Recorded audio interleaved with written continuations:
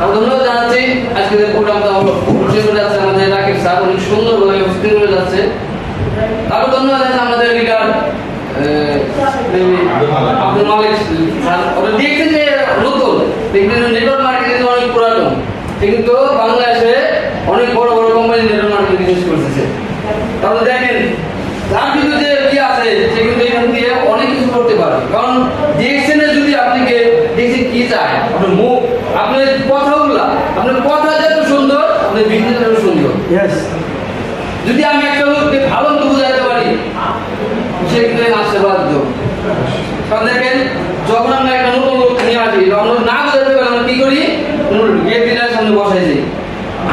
কি কারণে যে হয়তো আমার দিক থাকে আমি বললে তাকে ভালো বুঝাতে পারবো না, লেকিন তাকে যদি দেই এখানে সুন্দর বুঝাতে পারবো। লেকিন আমাদের মালিক স্যার অনেক সুন্দরভাবে কিন্তু কথাগুলো বলে না।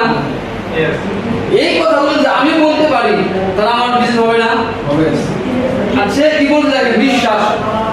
আচ্ছা আমরা যখন কাজে যাচ্ছি আমার বিশ্বাস ছিল না, কাজে যাওয়ার পর আমি ইনকাম করবো, এখানে বেশি ইনকাম করবো, বিশ্বাস ছিল না।